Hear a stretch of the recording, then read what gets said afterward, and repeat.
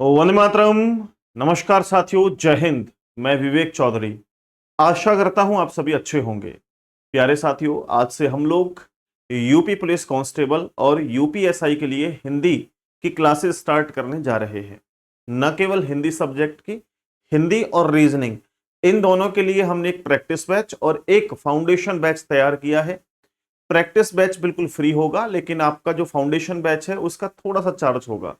वो सारी चीजें मैं आप लोगों को बता दूंगा। आज हम लोग जो स्टार्ट करने जा रहे हैं वो है हिंदी का वर्णमाला टॉपिक। तो ये डेमो क्लास है, ये आप लोगों की पेड क्लास नहीं, फ्री क्लास रहेगी। पूरा टॉपिक मैं आप लोगों को यूट्यूब पर समझाऊंगा। अगर आपको मेरे द्वारा पढ़ाया हुआ पूरा टॉपिक समझ में आता है तो आप इस बैच को भी एनरोल कर सकते हैं। बाकी प्रैक्टिस क्लास के बारे में बता देता हूँ, फ्री कहाँ होंगी। तो ये वर्णमाला टॉपिक की डेमो क्लास है। इससे अलग हिंदी पढ़ने की आपको जरूरत नहीं है। ठीक है, ये यूपी पुलिस कांस्टेबल और यूपीएसआई दोनों एग्जाम्स के लिए है, पहला पार्ट है। अगर आप इस बैच को एनरोल करना चाहते हैं तो आप लोग कंपटीशन गुरु एप्लीकेशन से इस बैच को केवल और केवल 399 रुपए में ले सकते हैं। हिंदी का, केवल हिंदी का नहीं है, हिंदी और रीजनिंग दोनों ही सब्जेक्ट के लिए है। लेकिन ये बैच स्पेशली उन स्टूडेंट के लिए है जो उत्तर प्रदेश पुलिस की तैयारी कर रहे हैं।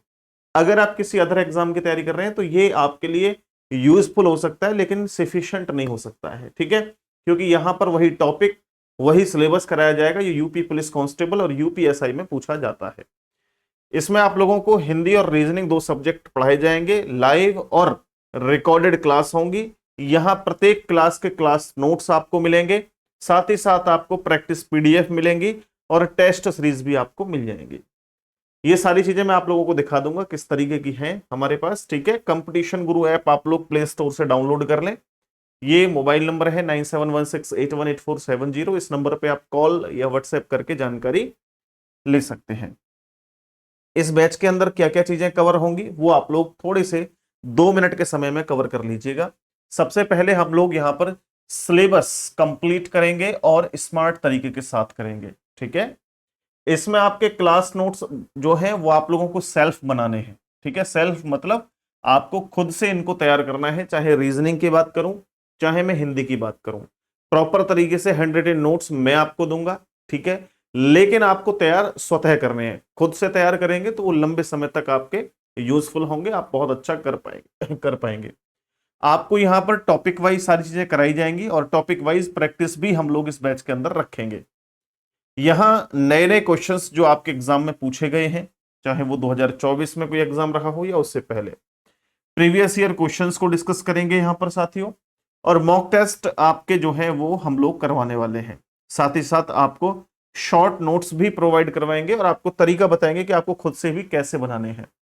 जीरो से हम लोग शुरू करेंगे। आपने रीजनिंग को पहले कभी नहीं पढ़ा है, हिंदी को आपने पहले कभी नहीं पढ़ा है, आप बिल्कुल जीरो से इसको शुरू करेंगे। बिल्कुल चिंता ना करें आप लोग। ठीक है, क्वेश्चंस को सॉल्व करने का मैं आपको तरीका बताऊंगा कि कैसे क्वेश्चनों को हमें ये देखना है। जैसे 4 ऑप्शन है तो 3 ऑप्शन को कैसे एलिमिनेट करना है, एक को कैसे चुनना है अगर बाई चांस हमें याद नहीं है तो। उसके बाद लास्ट 5 ईयर के क्वेश्चंस हम लोग प्रैक्टिस करेंगे।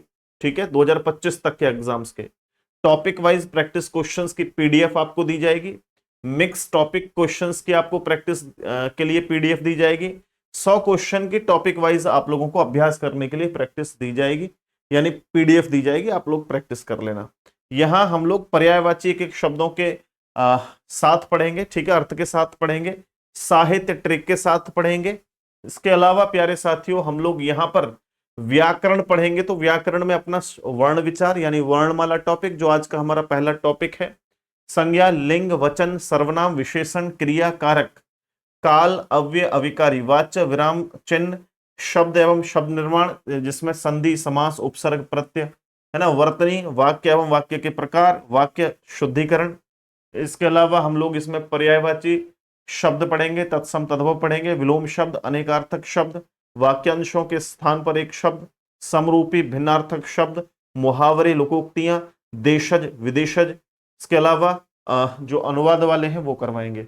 इसके अलावा हमारा साहित्य में रस, छंद, अलंकार, अपठित गद्यांश, रिक्त स्थान की पूर्ति करना, पत्र लेखन, हिंदी और अन्य भारतीय भाषाएं, हिंदी साहित्य का विकास, रचनाएं, पत्र पत्रिकाएं, पुरस्कार और वाक्यांश क्रम एंड विविध, ये सारा कुछ हम लोग पढ़ेंगे।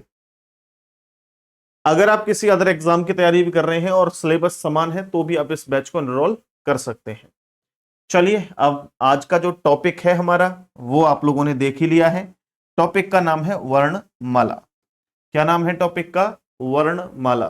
कभी जीवन में नहीं पढ़ा होगा, तब भी आप लोग इजीली समझ जाएंगे, लेकिन वर्णमाला आपने बचपन में जरूर पढ़ा होगा। ठीक है, अ इ ई उ ऊ जो पढ़ते वही चीजें मैं आपको पढ़ाने वाला हूं, लेकिन एक नए तरीके के साथ हम लोग पढ़ेंगे। ठीक है, चलिए तो यहां हमारे टॉपिक का जो नाम है वो है मेरे भाई वर्णमाला। वर्णमाला एक्चुअली में है क्या चीज? क्या होता है वर्णमाला? अगर परिभाषा पूछने लगे कि वर्णमाला क्या है, तो वर्णमाला है वर्णों का व्यवस्थित क्रम। क्या है? वर्णों का व्यवस्थित क्रम है वर्णमाला। देखो, वर्णों या लिपि चिन्ह। अब लिपि चिन्ह क्या होते हैं? वर्णों को ही लिपि चिन्ह कहते हैं। लिपि मतलब भाषा, ठीक है, कोई भाषा है। लिपि मतलब भाषा में यूज होने वाले जो लिपि होती है, भाषा। और चिन्ह, चिन्ह का मतलब प्रतीक। तो उस भाषा के जो चिन्ह प्रतीक किए जा रहे हैं, यूज लिए जा रहे हैं, उनको ही हम लोग क्या कह रहे हैं? वर्ण ही तो कहेंगे। जैसे लिपि चिन्हों के व्यवस्थित समूह को वर्णमाला कहते हैं, या वर्णों या लिपि चिन्हों के व्यवस्थित समूह को वर्णमाला कहते हैं। देखिए जैसे अ, आ, ई, ये आप लोगों के क्या है? वर्ण है। और अगर इनका व्यवस्थित क्रम होगा तो इनको हम लोग वर्णमाला कहेंगे। अच्छा, अगर आपसे एग्जामिनर पूछे कि वर्णों की संख्या कितनी होती है, कितने वर्ण होते हैं हिंदी में, तो ध्यान रखना वर्णों की संख्या होती है 52। बोला सर इतना आसान है, ये तो सभी लोग जानते हैं। मैंने क्या कहा है? मैं बिल्कुल जीरो से लेकर के चलूंगा। मैं ये मानता हूं कि आप लोग कुछ नहीं जानते हैं, बिल्कुल जीरो से मैं चीजों को लेकर के चलूंगा। अब पहले हम लोग कुछ फैक्ट वाले क्वेश्चंस कवर करते हैं, उसके बाद आगे बढ़ेंगे। देखो, सबसे पहला पॉइंट है कि वर्ण या ध्वनि किसे कहा जाता है। तो यहां मैंने लिख रखा है, हालांकि मैं इसको एक्सप्लेन करके चलूंगा। भाषा की सबसे छोटी इकाई जिसके टुकड़े न किए जा सके उसे हम लोग क्या कहते हैं? वर्ण या ध्वनि कहते हैं। बोला सर कैसे, जरा बताइएगा। देखो, जिसके टुकड़े नहीं कर सकते हम, उसे हम लोग क्या बोलेंगे? उसे हम लोग वर्ण बोलेंगे। जैसे सपोज करिए अ लिखा हुआ है, इसको तोड़ सकते हैं हम? नहीं तोड़ सकते। इसके टुकड़े नहीं किए जा सकते, तो इसको क्या बोलेंगे? वर्ण बोलेंगे। ठीक है, वर्ण या ध्वनि। अब वर्ण और ध्वनि में क्या अंतर है, यह भी क्लियर करके चलो। देखो, जब छोटा बच्चा जन्म लेता है, जन्म लेते ही क्या वो वर्णों का इस्तेमाल करता है? नहीं। क्या वो ध्वनि का इस्तेमाल करता है? बिल्कुल। रोते समय उसके मुख से ध्वनि निकलती है। तो सबसे छोटा क्या है? ध्वनि, क्योंकि ध्वनि से छोटा कुछ नहीं हो सकता वर्ण उसमें। ठीक है, अब जैसे भाषा की सबसे छोटी इकाई मैंने बताई ध्वनि, लेकिन कई बार वर्ण देखने को मिल जाएगा। तो भाषा की जो मौखिक रूप से सबसे छोटी इकाई है, ध्यान रखना, भाषा की मौखिक रूप से जो छोटी इकाई है वो क्या है? ध्वनि है। लेकिन लिखित रूप में देखें हम सबसे छोटी इकाई, तो वर्ण है, क्योंकि ध्वनि को लिखा थोड़ी जा सकता है ना। जैसे कोई बच्चा रो रहा है, रोने को आप कैसे लिख दोगे? लेकिन एक प्रॉपर तरीके से बोल दे वो अ, तो हम लिख सकते हैं सर ये तो वर्ण हो गया। तो ध्वनि, ध्वनि के बाद वर्ण का नंबर आता है, वर्ण के बाद अक्षर का नंबर आता है। अक्षर कैसे बनता है ये भी हम लोग आगे चल के जानेंगे। दूसरा मैंने कहा, देखो वर्ण, वर्ण भाषा की वह सबसे छोटी लिखित इकाई है जिसके टुकड़े नहीं किए जा सकते। तो भाषा की सबसे छोटी लिखित इकाई क्या है? वर्ण है। ध्वनि भाषा की वह सबसे छोटी मौखिक इकाई है जिसे सुना जा सके लेकिन उसे लिखा ना जा सके, ना देखा जा सके। भाई जिसे देखा जाएगा उसे तो लिख सकते हो, ठीक है ना। तो केवल रोते समय जो बच्चा उच्चारण कर रहा है वो तो सुन ही सकते हो आप, लिख नहीं सकते, लिख नहीं सकते या फिर देख नहीं सकते। आगे अक्षर, मैंने आपको प्रॉपर तरीके से बताया, पहले ध्वनि, ध्वनि के बाद वर्ण, और वर्ण के बाद अक्षर। तो अक्षर क्या है इसको समझिए। अक्षर क्या होता है? ये शब्द संस्कृत से आया है। कौन सा शब्द संस्कृत से आया है? अक्षर। अक्षर क्या है? अक्षर अ प्लस क्षर, दो से मिलकर के बना हुआ है, जहां अ का अर्थ होता है नहीं और क्षर का अर्थ होता है क्षीण होने वाला, ठीक है, या नाश होने वाला। क्षीण का मतलब क्या होता है? क्षीण का मतलब होता है नाश होने वाला। मतलब अर्थात मतलब ये हुआ, अक्षर का शाब्दिक अर्थ है जो नष्ट ना हो। यानी कि अगर हमें शब्द बनाना है, कोई सार्थक रूप बनाना है कोई, अगर उसके टुकड़े कर दोगे तो फिर वो शब्द बनेगा ही नहीं वो, ठीक है। तो हमें ध्यान रखना, अक्षर जो है उसका शाब्दिक अर्थ होता है जो नष्ट ना हो, जो नष्ट ना हो। जैसे आप, ये है अ क्या है? वर्ण भी कह सकते हैं इसे, अक्षर भी कह सकते हैं। अब जैसे आ है, आ, ये क्या है, वर्ण भी है और अक्षर भी है, ठीक है। समझ के बात को, नहीं समझे तो अक्षर जो है वो आप लोगों का, जैसे मैं आपसे कहूं यहां राम लिखा हुआ है, क्या लिखा हुआ है, राम। राम क्या है, राम तो एक शब्द है, इसमें अक्षर कितने हैं, 3, रे आ म। मात्रा अलग से काउंट मत करना अक्षर में, ठीक है, बात समझ गए। तो इस राम के अंदर कितने अक्षर हैं, 3 अक्षर हैं। आप बोलोगे सर 3 कैसे, यहां तो बस राम लिखा हुआ है, 2 ही तो अक्षर है, रा और म। मेरे भाई इसको लिखने के लिए र अलग है, रा पर बड़े आ की मात्रा है, फिर मां है, तो कितने अक्षर हैं, 3 अक्षर हैं। उम्मीद है आप इस बात को समझ पाए होंगे, ठीक है। चलिए नेक्स्ट पॉइंट हमारे उनको समझें। यह कह रहा है कि हिंदी वर्णमाला देवनागरी लिपि में लिखी जाती है, जो ब्राह्मी लिपि का रूप है, ठीक है। यानी अगर आपसे पूछे कि हिंदी जो है वो कौन सी लिपि है हिंदी में, ठीक है, तो हिंदी वर्णमाला जो है वो देवनागरी लिपि में लिखी जाती है। कौन सी लिपि में लिखी जाती है, देवनागरी लिपि में, जो ब्राह्मी लिपि का ही एक रूप है। किसका रूप है, ब्राह्मी लिपि का ही रूप है। यह बाएं से दाएं लिखी जाती है। तो हिंदी को तो डेफिनेटली आप सब लोग जानते हैं बाएं से दाएं लिखा जाता है। भाई अगर हम लोग उर्दू लिखें, उर्दू को तो इधर से लिखा जाता है, ठीक है, लेकिन हिंदी को आ ई ऐसे करके लेफ्ट टू राइट लिखा जाता है, बट उर्दू को राइट टू लेफ्ट लिखा जाता है, ओके। अब कह रहा है भाषा की सबसे छोटी लिखित इकाई क्या है, वर्ण है। वही चीजें रिपीट हो रही हैं, आपको थोड़ा और अच्छे से क्लियर हो जाएंगी। भाषा की सबसे छोटी मौखिक इकाई क्या है, ध्वनि है। भाषा की सबसे छोटी सार्थक इकाई क्या है, शब्द। सार्थक का मतलब क्या हुआ, जिसका कोई अर्थ बन सकता है। तो सबसे सबसे छोटी इकाई अर्थ के रूप में देखें, जैसे मैं लिख देता हूं यहां पे बैल, बैल, ठीक है, मैं लिख देता हूं यहां पे गाय। अब इसमें से ये बैल और गाय लिखा हुआ है, ये शब्द हैं अलग अलग, ठीक है। इनका एक शाब्दिक अर्थ है ना भाई, सार्थक रूप है ना इनका। बैल क्या होता है, गाय क्या होती है, सब लोग जानते हैं, लेकिन इनके टुकड़े कर दूं मैं यहां से, बोला बै को अलग कर दो जी, प्लस ला को अलग कर दो, तो क्या ये कोई शब्द बन जाएगा, क्या इनका कोई अर्थ बनेगा, नहीं।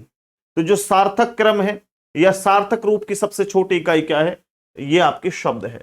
भाषा की सबसे छोटी सार्थक, सार्थक मतलब होता है जिसका कोई अर्थ बन सके, शब्द होती है सबसे छोटी इकाई। कह रहा है व्यंजन और स्वर के संयुक्त रूप को अक्षर कहते हैं। किसके रूप को, व्यंजन और स्वर के संयुक्त रूप को अक्षर कहते हैं। जैसे वर्ण में और अक्षर में क्या अंतर है, ये क्लियर कर लेते हैं।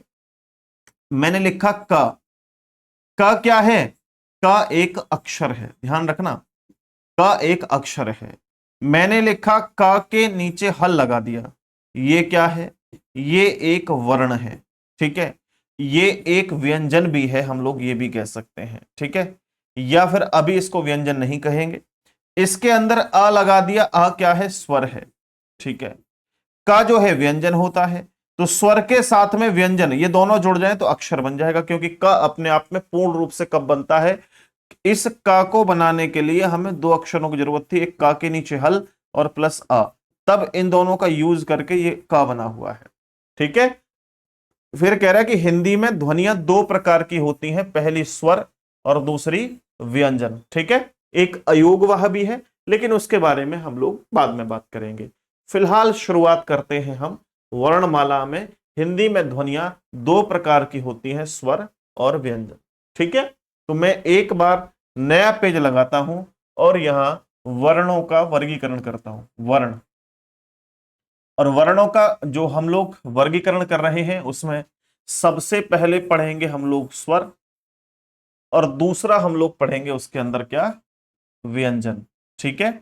एक छोटा सा पॉइंट और होता है अयोग वाह, ठीक है, अयोग वाह। कई बार प्रश्न क्या बनेगा कि बताओ भाई वर्णों के कुल कितने भेद होते हैं, तो वर्णों के कुल 3 भेद होते हैं, मूल भेद 2 होते हैं, ठीक है। कुल भेद 3 होते हैं और मूल भेद 2 होते हैं। तो मूल भेद कौन कौन से, स्वर और व्यंजन। अयोग वाह क्या है, अयोग वाह आपने देखे होंगे, एक ये छोटा अंग और एक ये बड़ा अंग, यानी ये विसर्ग वाला अंग, ये दोनों क्या हैं, आपके अयोगवाह हैं। अयोगवाह का मतलब होता है जिनमें, जिसे स्वर में भी यूज नहीं किया जाता, जिन्हें व्यंजन में भी प्रयोग में नहीं लिया जाता। क्या आप इनका स्वर में इस्तेमाल करते हैं, नहीं। क्या व्यंजन में इस्तेमाल करते हैं, ना। तो इसलिए इसको क्या कहेंगे हम लोग, इसको हम लोग बोलेंगे कि ये अयोगवाह है।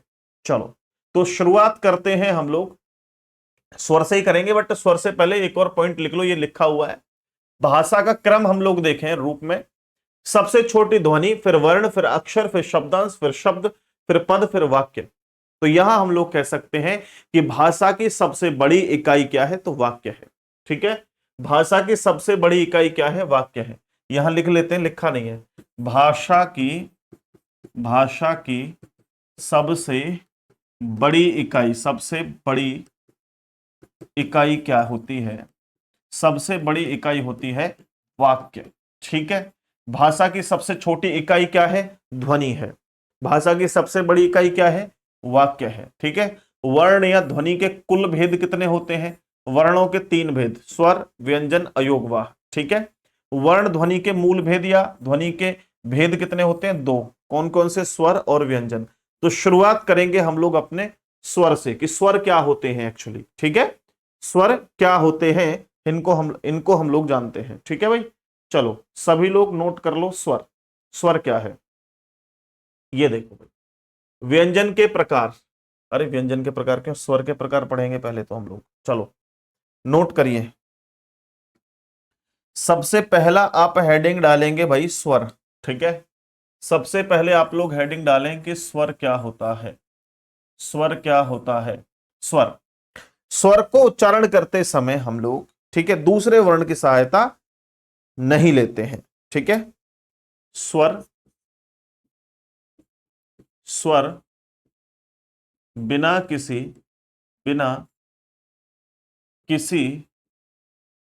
वर्ण की सहायता से, स्वर बिना किसी वर्ण की, या स्वर का उच्चारण बिना किसी वर्ण की सहायता से होता है। स्वर का उच्चारण, स्वर का उच्चारण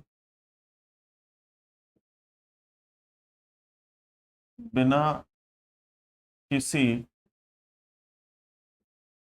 वर्ण की, बिना किसी वर्ण की सहायता से होता है, होता है। ठीक है, बात समझ में आ गई। स्वर का उच्चारण बिना किसी वर्ण की सहायता से होता है, यानी हम कह सकते हैं कि स्वतंत्र उच्चारण होता है। ये भी तो कह सकते हैं, स्वतंत्र उच्चारण होता है। ठीक है, ये भी बोल सकते हैं ना, स्वतंत्र उच्चारण होता है। बिल्कुल सर, डेफिनेटली बोल सकते हैं, स्वतंत्र रूप से उच्चारण होता है। अगर कोई आपसे पूछे, कोई कौन पूछेगा, एग्जामिनर पूछेगा, स्वर वर्ण के भेद कितने होते हैं, क्या स्वर वर्ण के भेद कितने होते हैं, तो नेक्स्ट हमारा क्या हो गया, स्वर वर्ण के भेद। वर्ण स्वर वर्ण के भेद कितने होते हैं, तो 4 प्रकार के होते हैं स्वर वर्ण के भेद। कौन कौन से, नंबर 1, उच्चारण के आधार पर। उच्चारण को ही हम मात्रा के आधार पर कह सकते हैं। ठीक है, मुख के आधार पर, ठीक है, जीव के आधार पर और होठ के आधार पर। अच्छा, कुछ और भी बनते हैं, जैसे प्राणत्व के आधार पर, प्राणवायु के आधार पर, ठीक है, कंपन के आधार पर, घोष अघोष, महाप्राण अल्पप्राण, इनको भी हम लोग कवर करेंगे, बिल्कुल चिंता न करने की जरूरत है। ठीक है, तो यहां स्वर के जो मूल भेद हैं वो कितने हैं, 4 हैं। सबसे पहला है उच्चारण या मात्रा के आधार पर। नंबर 1, उच्चारण या मात्रा के आधार पर, के आधार पर। ठीक है, दूसरा, दूसरा आप लिखो मुख के आधार पर, मुख के आधार पर। तीसरा, जीव के आधार पर या जीवा के आधार पर, जीवा के आधार पर। चौथा, होठ या ओष्ठ के आधार पर, होठों के आधार पर लिख सकते हैं, होठों के आधार पर। ये 4 प्रकार के हमारे मूल हैं। बाकी हमारे अघोष सघोष भी होते हैं प्राणत्व के आधार पर। बाकी चीजों को हम लोग आगे चल के क्लियर करेंगे। ठीक है, अब नेक्स्ट पॉइंट आता है कि स्वर वर्ण की संख्या कितनी होती है। स्वर वर्ण की संख्या कितनी होती है, स्वर वर्ण की संख्या कितनी होती है। तो यह ध्यान रखना कि स्वर जो वर्ण होते हैं उनकी संख्या 11 होती है, 13 नहीं होती है। कई बार स्टूडेंट क्या करते हैं, 13 लगा देते हैं। कितने लगा देते हैं, 13 लगा देते हैं। मैं आपको समझाता हूं, थोड़ा एक्सप्लेन करता हूं, नेक्स्ट पेज पे देखना। अब जैसे स्वर की बात करें तो देखो यहां हमारे पास अ, आ, इ, ई, उ, ऊ, उसके बाद में ऋषि, ए, ए, ओ, और फिर है बड़ा ओ, ओ। ठीक है, अब यहां पे दो और आ जाते हैं आपके, कौन कौन से लिख लो चलो। एक ये देखा होगा आपने छोटी अंग, और एक होती है ये बड़ा अंग खाली, इस तरीके से बोलते हैं हम लोग। ठीक है, बचपन से पढ़ते आ रहे होंगे, आपको पता होगा। अब यहां पर मेरे प्यारे साथियों, अब अगर हम लोग देख रहे हैं कि आपको पता लग रहा है कि सर यहां तो 1 2 3 4 5 6 7 8 9 10 11 12 13, 13 नहीं है, ये दोनों अयोगवाह हैं। क्या है दोनों? अयोगवाह। क्या है ये दोनों? अयोगवाह हैं। तो ये दोनों तो क्लियर करो मेरे दोस्त कि ये आप लोगों के स्वर की संख्या नहीं है। तो स्वर की संख्या कितनी हो गई? तो यहां स्वर वर्ण की संख्या कितनी हो गई? स्वर, यहां लिखो, स्वर वर्ण की संख्या, वर्ण की संख्या या स्वरों की संख्या कितनी हो गई भाई? 13 में से 2 कम कर दो तो 11 हो गई। ठीक है, बड़ा सिंपल सा ये तो। अब नेक्स्ट पॉइंट हमारा आ गया कि भाई ये भी तो पूछ सकता है आपसे कि संस्कृत में कितनी होती है संख्या वर्णों की, ये आपके जो स्वर वर्ण है उनकी संख्या संस्कृत में कितनी होती है? तो संस्कृत में 13 होती है, ध्यान रखना। ठीक है, संस्कृत, हिंदी में तो कितनी? 11 है, और संस्कृत में कितनी है? संस्कृत में, संस्कृत में स्वरों की संख्या, स्वरों की संख्या कितनी होती है? तो ध्यान रखना 13 होती है। 13 क्यों? कि एक तो इसके अंदर ऋषि आ जाता है, ऋषि इंक्लूड होता है। अब ऋषि आप बोलोगे सर ऋषि तो यहां भी इंक्लूड है, बट यहां होता है बड़ा ऋषि, ये वाला, ध्यान रखना। ठीक है, और एक होता है ये लिरी करके, ये वाला। ठीक है, ये दोनों आप लोगों के होते हैं। बाकी अगर मैं आपसे कहूं कि प्राकृत भाषा में स्वरों की संख्या, प्राकृत में स्वरों की संख्या, स्वरों की संख्या, तो प्राकृत में होती है स्वरों की संख्या 10। क्यों? क्योंकि जो हिंदी में स्वरों की संख्या 11 है उसमें से एक हटा दिया जाता है। कौन सा? ये वाला जो है वो यहां से हटा दिया जाता है। ठीक है, ये नहीं है, ऐसा कर सकते हैं आप लोग, ये नहीं है। अब नेक्स्ट पॉइंट है हमारा, ये बताओ भाई मात्राओं की संख्या कितनी होती है हिंदी में? हिंदी में, हिंदी में, हिंदी भाषा में, भाषा में मात्राओं की संख्या, मात्राओं की संख्या, तो मात्राओं की संख्या जितने स्वर हैं उससे एक कम। स्वरों की संख्या कितनी है हिंदी में? 11। तो मात्राएं कितनी होंगी? 10। ठीक है, मात्राएं कितनी होंगी मेरे भाई? 10। क्यों? कौन सी मात्रा नहीं है सर? देखो, जैसे अगर मैं बात कर रहा हूं आ, तो आ पे कोई मात्रा नहीं है। मान लो का है तो ये मात्रा में इंक्लूड नहीं होगा, का पे कोई मात्रा लगी हुई है ना। लेकिन यहां मैं का पे आ की मात्रा लगाऊं तो देखो का, ये मात्रा काउंट काउंट होगी। उसके बाद में देखो की, छोटी ई की मात्रा है, ये भी मात्रा काउंट होगी। यहां पर बड़ी ई की मात्रा, ये भी काउंट होगी। यहां पर का पे छोटे ऊ की मात्रा, ये भी काउंट होगी। का पे बड़े ऊ की मात्रा, ये भी काउंट होगी। और का पे ये वाली मात्रा लगाओगे तो ये भी काउंट होगी। का पे एक मात्रा ये लगाओगे, ये भी काउंट होगी। का पे ये दो मात्रा लगाओगे, ये भी काउंट होगी।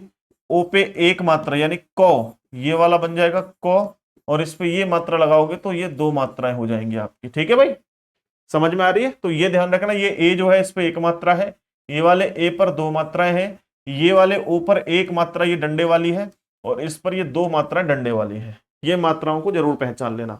तो मात्राओं की संख्या कितनी हो गई? 1 2 3 4 5 6 7 8 9 10। कितनी होगी मात्राओं की संख्या? 10। क्लियर है भाई? कितनी हो गई? 10।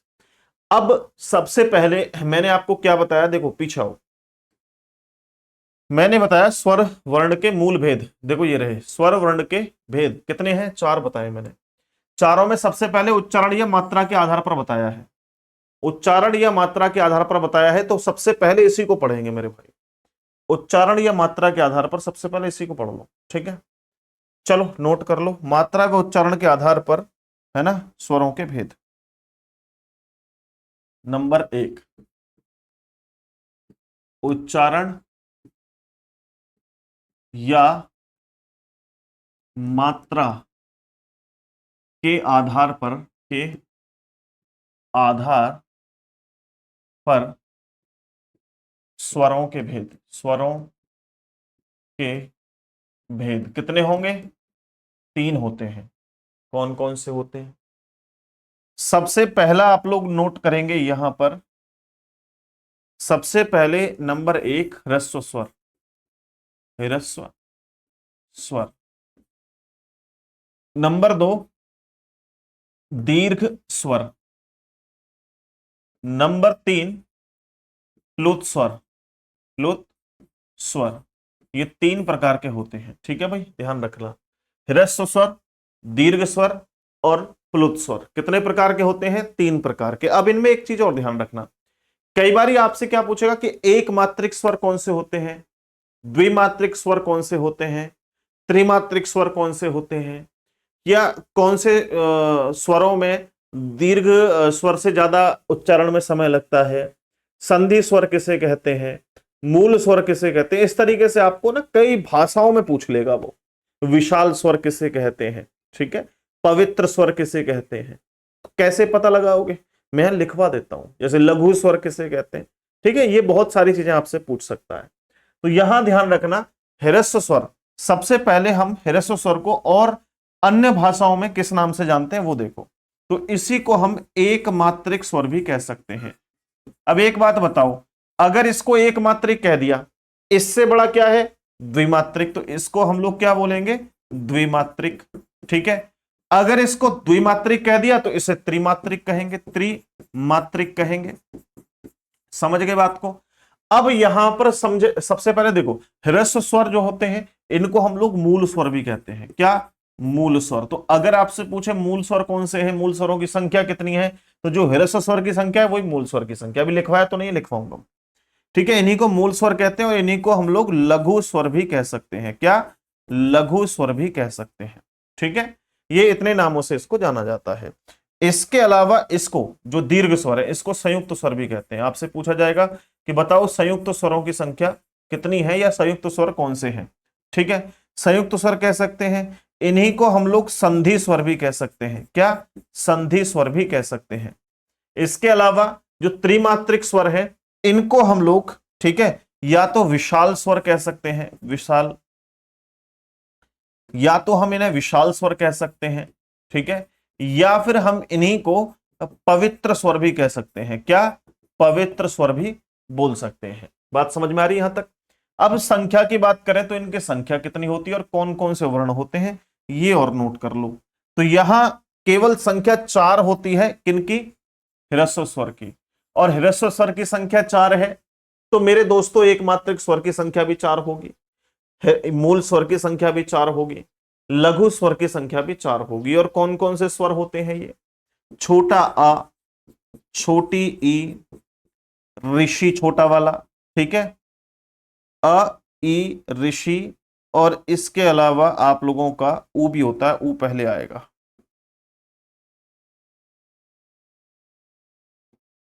ऊ, ठीक है, छोटा वाला ऊ। ये 4 होती है संख्या, अ, ई, ऊ, ऋषि, अ, ई, ऊ, ऋषि। इसके अलावा जो आप लोगों के स्वर बचे हैं जैसे आ, ई, उ, ए, ओ, ये आप लोगों के, जो आप लोगों के ये बचे हुए स्वर हैं ये किस में इंक्लूड होते हैं? ये आप लोगों के दीर्घ स्वर में इंक्लूड होते हैं। जैसे एक हो गया आपका आ, ठीक है, छोटा तो इधर आ गया, बड़ी ई, बड़ा ऊ, ए, ओ और बड़ा ओ। कितनी हो गई संख्या? 1 2 3 4 5 6 7। कितनी संख्या हो गई? 7। इनकी संख्या कितनी है? 4। तो यहां दीर्घ स्वर की संख्या कितनी होती है मेरे भाई? 7। नोट कर लेना, प्लुत स्वर की कोई संख्या नहीं होती है, प्लुत स्वर की कोई संख्या नहीं होती है। इसको रिप्रेजेंट किया जाता है या तो इस तरीके से 3 बना देते हैं, या इस तरह का आपने देखा होगा ये चित्र बना करके इसका इस्तेमाल करते हैं, ठीक है। या ओम का उच्चारण करते हैं तो भी हम लोग तो भी हम प्लुत स्वर का इस्तेमाल करते हैं। अब इस प्लुत स्वर पे थोड़ा सा डिस्कशन करते हैं मेरे दोस्तों। प्लुत स्वर का इस्तेमाल किया जाता है जब हम किसी शब्द को लंबे समय तक उच्चारण करेंगे तो उसमें हम लोग प्लुत स्वर का इस्तेमाल करेंगे। जैसे एक आपके सामने शब्द लिखा राम, तो ये आप सब बता दें क्या लिखा हुआ है जी, राम लिखा हुआ है। बट इस राम के अंदर ये आप इस तरीके से ये लगा दें तो आप तुरंत बता देंगे कि सर ये क्या लिखा हुआ है, बोला ये है राम। तो लंबे समय तक उच्चारण इसका किया जा रहा है, ठीक है भाई। जैसे जैसे यहां पर लिख दें हम ओम, जैसे हम लिख दें यहां पर ओम, तो ये तो ओम हो गया ओम। लेकिन इसमें अगर हम लोग ये लगा दें ओ 3 ये वाला, तो ये इसको उच्चारण करते समय क्या बोलेंगे, ओम। तो इनके उच्चारण में बहुत जो है ज्यादा समय लगता है। किसी को बुलाने के लिए ओ इधर आओ, तो इसमें क्या है, हम इस्तेमाल करते हैं प्लुत स्वरों का। तो आपको क्लियर हो गया कि भाई साहब ह्रस्व स्वर, दीर्घ स्वर और प्लुत स्वर 3 प्रकार के स्वर हैं आपके उच्चारण या मात्रा के आधार पर। उच्चारण या मात्रा के आधार पर कितने प्रकार के हैं, 3 प्रकार के होते हैं। चलो नेक्स्ट आ जाओ, नेक्स्ट आ जाओ, नेक्स्ट आ जाओ। अब यहां बात करते हैं हम मेरे भाई, दूसरा है आप लोगों का ओष्ठ आकृति के आधार पर ले लो। चलो क्या था दूसरा, लिखवा रखा है, मुख के आधार पर ले ले। चलो ओष्ठ कैसे भी ले लो, आगे पीछे कोई दिक्कत नहीं है। चलो मुखाकृति के आधार पर ले लो पहले। नंबर 2 मुखाकृति के आधार पर, के आधार पर स्वरों के भेद, स्वरों के भेद कितने होते हैं, 4, ठीक है। तो यानी मुख खुलने के आधार पर जो भेद है, मुखाकृति के आधार पर जो भेद है वो 4 भेद होते हैं, ठीक है। कौन कौन से भेद होते हैं, तो आपने देखा होगा संवृत स्वर, विवृत स्वर, अर्ध संवृत स्वर, अर्ध विवृत स्वर, ये 4 प्रकार के होते हैं, ठीक है। तो नोट कर लो इन चारों प्रकार को। सबसे पहला प्रकार लिखो संवृत, संवृत स्वर, ठीक, संवृत स्वर। और संवृत स्वर में आप लोगों के कौन कौन से आते हैं, चलो लिखवाऊंगा बाद में। दूसरा, दूसरा लिखो आप विवृत, विवृत, ठीक है। इनका अर्थ क्या होता है ये भी हम लोग जान लेंगे, विवृत स्वर। तीसरा अर्ध संवृत, अर्ध, अर्ध संवृत स्वर। चौथा और लास्ट अर्ध विवृत स्वर, अर्ध विवृत स्वर। हम लोग इसको लिखें उससे पहले ये समझते हैं, संवृत का मतलब होता है जब आप लोगों का मुख जो है बंद हो, एक तरीके से कम खुला हुआ हो। विवृत का मतलब होता है जब ज्यादा खुला हुआ हो। तो इन दोनों का आप पहले मतलब समझो, फिर उसके बाद हम लोग आगे कंटिन्यू करेंगे। देखिए जब संवृत हम लोग बोलेंगे, संवृत बोलेंगे तो आपका मुख कम खुलेगा। बोला सर मतलब, जैसे आप बोलो ई, ई मुख बंद तो नहीं है, मुख बंद तो नहीं है, खुला हुआ है, कम खुला हुआ है, संवृत बोलते हैं इसको। ई ई ऋषि उ, मुख बहुत हल्का सा खुला हुआ होता है, ठीक है। लेकिन विवृत का उच्चारण करते समय मुख एकदम ज्यादा खुलेगा, पूरे तरीके से खुल जाएगा विवृत बोलते समय। आप बोलो आ को बोलते समय मुख पूरा खुला हुआ है। तो केवल एक ही वर्ण आपका है जो विवृत है, आ, ध्यान रखना। बाकी सबसे ज्यादा संख्या है संवृत स्वर की। संवृत में आप लोगों के आते हैं ई, ई, ई, ऋषि, ओ और ऋषि। कितनी संख्या होगी इनकी, 5, और इनकी संख्या कितनी होगी, 1। अब यह है अर्ध संवृत, देखो यहां कम खुला हुआ, ठीक है, बिल्कुल एकदम बंद तरीका होगा एक तरीके से। लेकिन अर्ध संवृत में थोड़ा सा खुला हुआ होगा, थोड़ा सा खुला। यहां तो ज्यादा बंद होगा मुख, ठीक है। जैसे मान के चलो ये इतना है तो ये क्या है, संवृत है। लेकिन इतना हो गया तो ये अर्ध समृत है, ठीक है, यानी आधा बंद, आधा बंद, ठीक है, आधा बंद। जैसे आप बोलोगे छोटा अ, आप बोलोगे छोटा ए, आप बोलोगे छोटा ओ, तो ये आप लोगों के क्या है, तीन, ये आप लोगों के अर्ध समृत स्वर है। अर्ध विवृत, विवृत का मतलब ज्यादा खुला लेकिन कम खुला है, थोड़ा कम खुला है, तो अर्ध विवृत हो गया। अर्ध विवृत में आप लोगों का एक तो बड़ा वाला ए हो गया और एक बड़ा वाला ओ हो गया, तो इनकी संख्या कितनी है, दो। टोटल काउंट करोगे आप, 5 और 1 6, 7 8 9 10 11, टोटल कितने हो गए, 11, ठीक है। टोटल कितने हो गए मेरे भाई, 11। क्या आपको समझ में आया टोटल कितने हो गई संख्या इनकी, 11। टोटल कितने हो गए, 11। हटाओ, लिख लो इसको, नोट कर लो फटाक से, फटाफट नोट कर लो, फिर आगे चलेंगे। नोट कर लो इसको।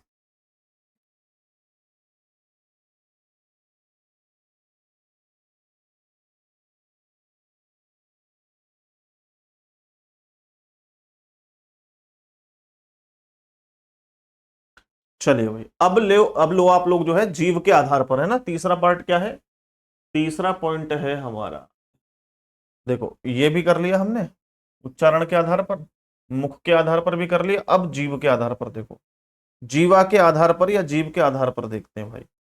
जीव के आधार पर, तो हमारा तीसरा है क्या, जीव के आधार पर या जीवा के आधार पर। जीवा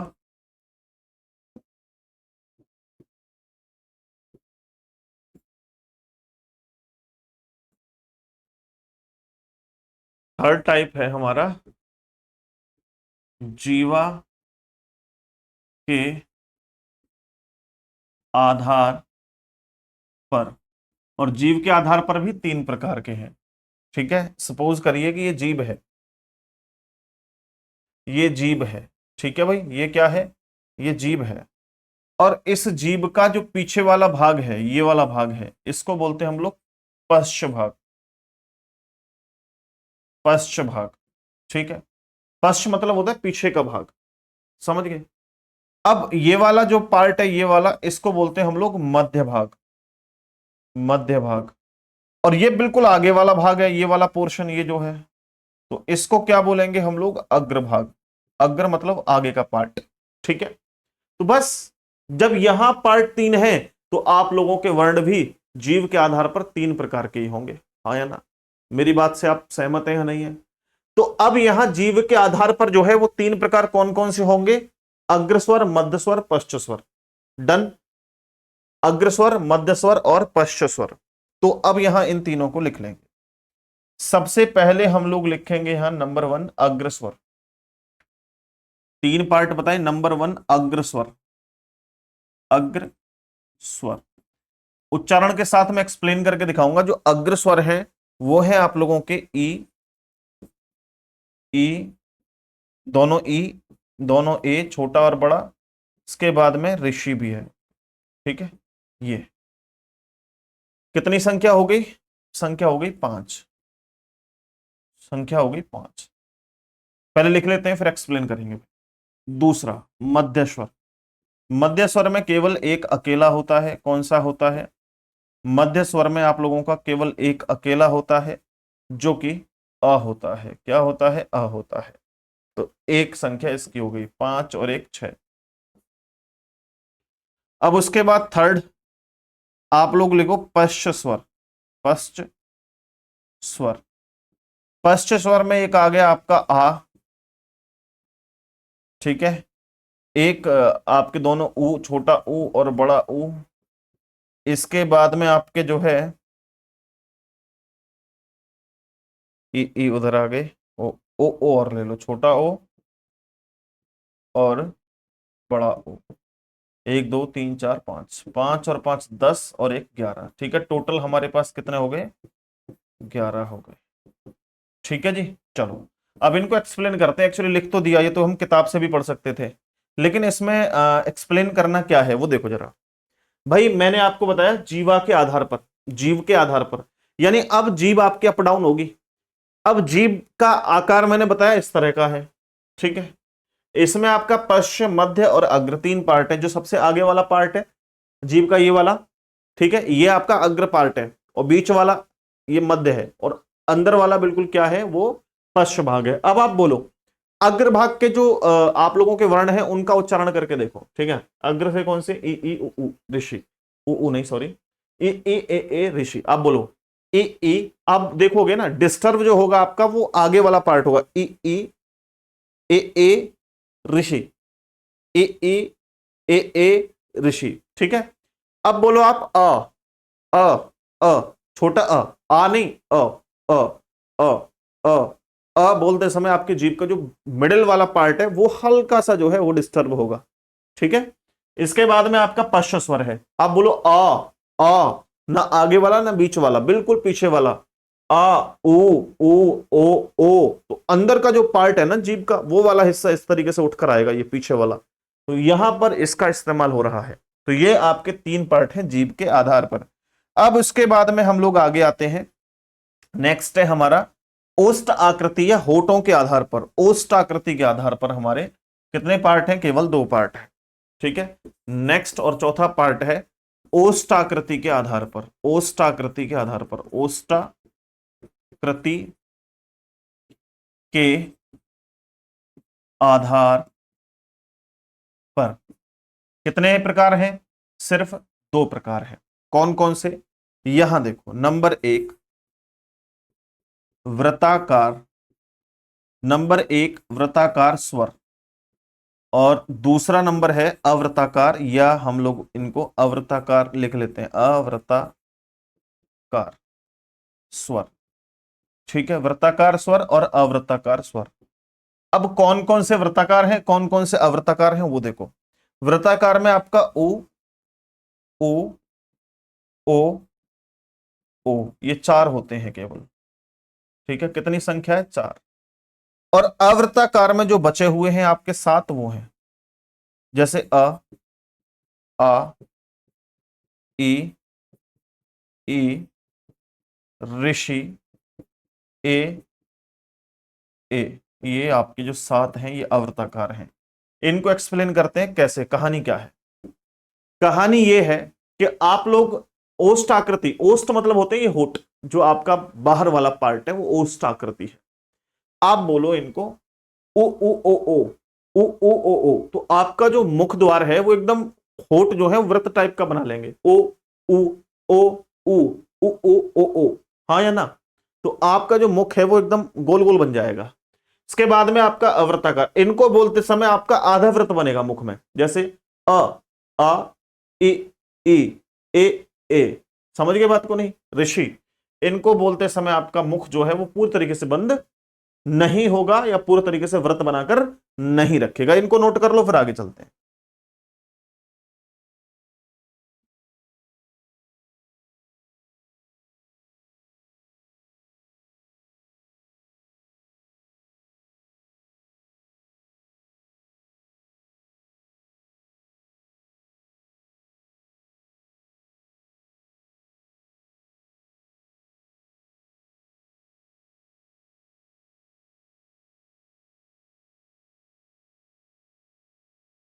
ठीक है भाई,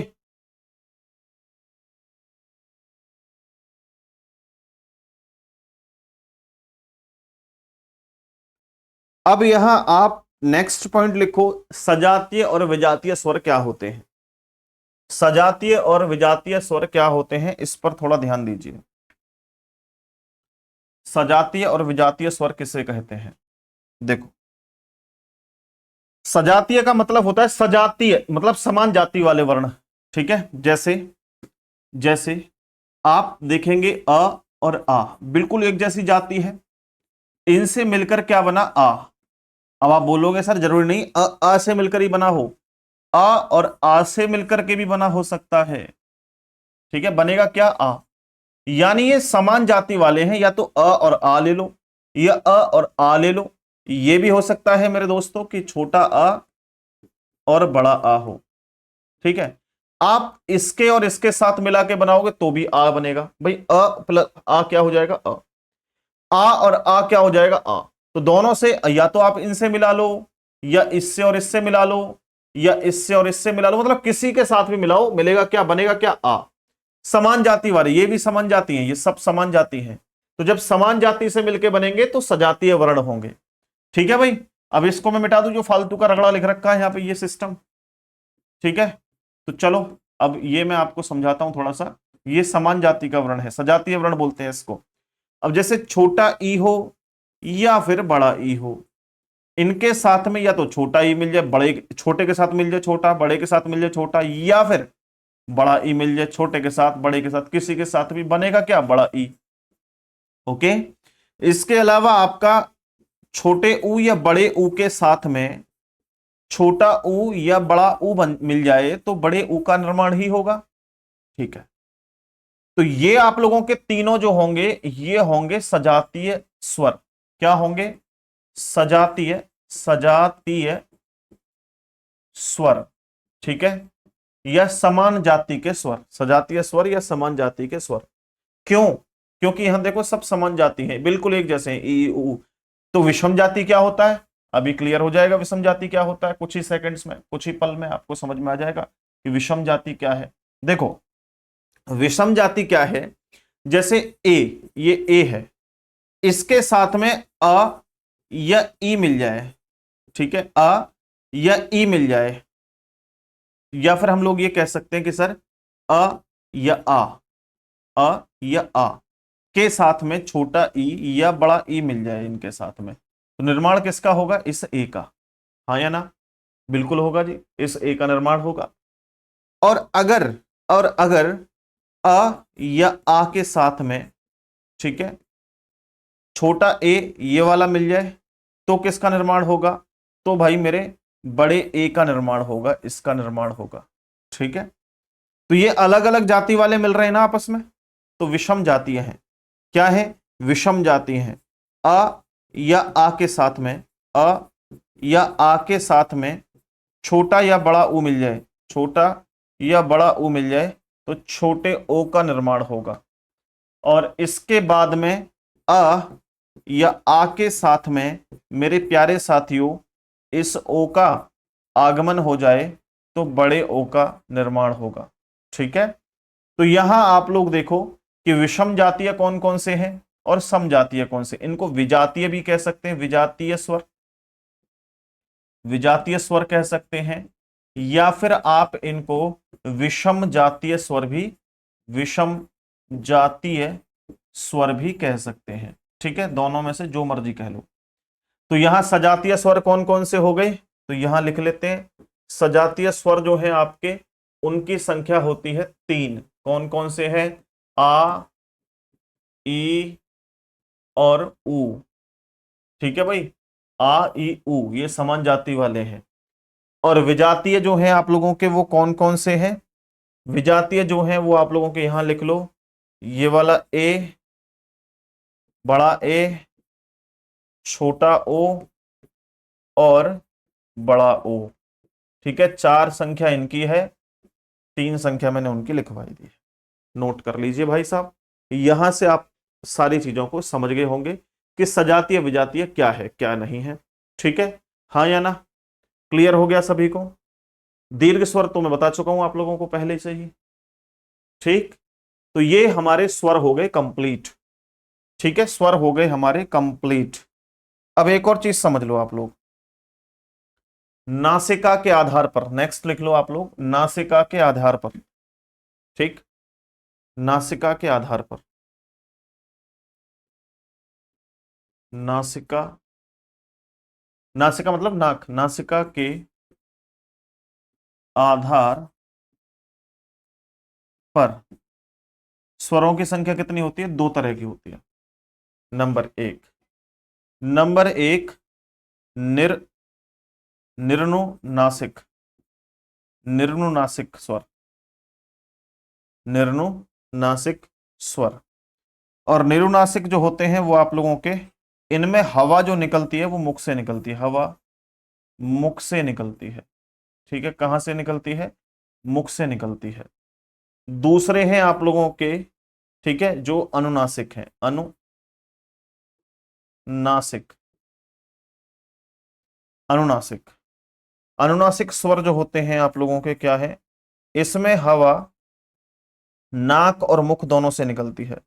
इसमें जो हवा निकलती है वो नाक प्लस मुख, दोनों से निकलती है।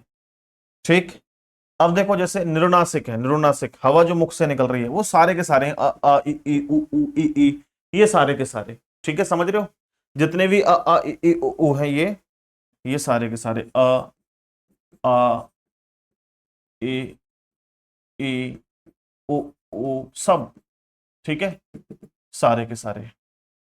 अब लेकिन लेकिन लेकिन अगर मैं आप लोगों से ये बोलूं कि भाई अनुनासिक क्या है, तो अनुनासिक को बोलते समय हवा जो है वो नाक और मुख दोनों से निकलेगी। जैसे आप बोलो डॉक्टर, डॉ, तो डॉक्टर जो लिखा होता है या अंकित, ठीक है, इस तरह के जो आपके वर्ण होते हैं।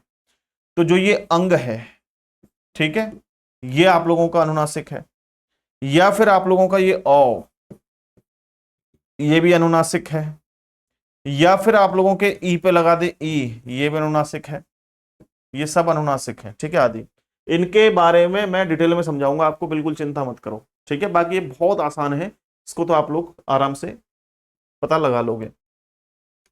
तो ये आप लोगों को जो पीडीएफ मिलेंगी, कौन कौन सी मिलेंगी, मैं आपको एक बार दिखा देता हूं, एक बार मैं आपको दिखा देता हूं, ठीक है भाई।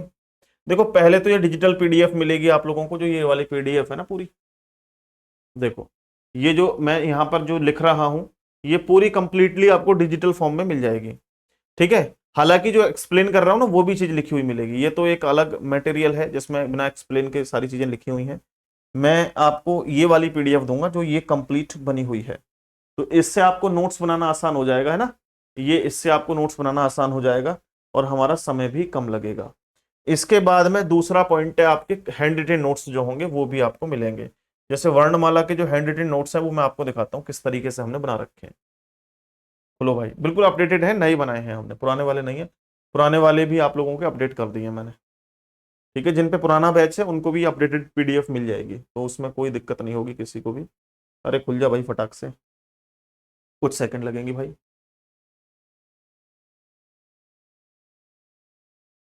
इंटरनेट में इश्यू आ रहा है कुछ।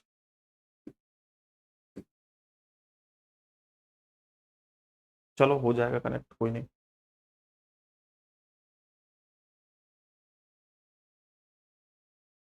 ये खुल गया देखो, तो ये हैंड रिटेन नोट्स हैं आपके, ठीक है ना, ये वाले। तो इस तरीके से आपको देखने को मिलेंगे कंप्लीटली, आप लोगों को पूरा जो है एक एक चीज जो है परफेक्ट तरीके से यहाँ पर लिखी हुई है, ठीक है, बिल्कुल बेहतरीन तरीके से चीजें लिखी हुई हैं। जैसे वर्णमाला है, कुल वर्णों की संख्या इतनी है, ये सारा कुछ लिखा हुआ है यहाँ पे, आप लोग देख सकते हैं, ठीक है। चलो, तो ये आपको मिल जाएगा। इसके बाद में आप लोगों को जो है वो प्रैक्टिस पीडीएफ भी मिल जाएगी, यहाँ पे वर्णमाला की पीडीएफ है, ये सारी चीजें मिल जाएंगी। तो आप लोग जो है इस बैच को इनरोल कर सकते हैं, ये स्पेशली है यूपी पुलिस के जो तैयारी करने वाले हैं छात्र हैं उनके लिए। कंप्लीट नहीं लेके आया कि मैथ और जीके वगैरह मैं आपके लिए नहीं लेके आया, क्योंकि मेरे पास जो है वो टीचर्स नहीं है, ना जीके के हैं ना मेरे पास जो है वो मैथ्स के हैं। तो इसलिए मैं केवल आपको ये दो सब्जेक्ट क्लियर कराऊंगा, और दोनों सब्जेक्ट मैं पढ़ाऊंगा आपको, हिंदी और रीजनिंग, ठीक है, हिंदी और रीजनिंग। और मेरे पास इतना समय भी नहीं रहता है कि मैं आप लोगों को जो है वो मैथ्स के टीचर के साथ भी डील करवाऊं, क्योंकि मैं कोशिश यही करता हूं कि जो भी टीचर आए हमारे पास वो अपने मन लगा के पढ़ाएं, ठीक है। चलो, तो कई बार क्या होता है कि हमारे पास आते हैं तो हम इतने पैसे नहीं पे कर पाते उनको, इस वजह से वो दूसरे प्लेटफॉर्म पे भाग जाते हैं, क्योंकि हमारे पास जो है वो चीज़ें कंटेंट बेस्ड पे चलती हैं, चीज़ें हम लोग ज़्यादा मेहनत के साथ तैयार करते हैं। ऐसा नहीं कि भाई केवल हमें जो है लाइव की संख्या बढ़ानी है उसलिए जो है बस आप आओ और फटाक फटाक पढ़ाई चले जाओ, ऐसे नहीं, डीप में जाकर के चीज़ों को एक्सप्लेन करने की आदत है हमें, और हम ऐसे ही टीचर की अपेक्षा भी करते हैं। चलिए खैर छोड़िए इस बात को, इस पर कभी बाद में बात करेंगे। हम लोग अभी हिंदी और रीजनिंग का बैच लेके आए हैं, आप लोग जरूर से ले सकते हैं, ठीक है। ये यूपी पुलिस कांस्टेबल और एसआई दोनों के लिए है, 399 रुपये फीस है। ये वैलिडिटी एग्जाम तक रहेगी, आपका एग्जाम 6 महीने में हो, 1 साल में हो, 2 साल में हो, 4 साल में हो, जब भी एग्जाम होगा उससे पहले आपका बैच खत्म नहीं होगा, ठीक है, मतलब बैच की वैलिडिटी खत्म नहीं होगी। बैच आपका करीब करीब 3 साढ़े 3 महीने में पूरे तरीके से कंप्लीट हो जाएगा, ठीक है। चलिए शुक्रिया, नमस्ते, जय हिंद, टेक केयर।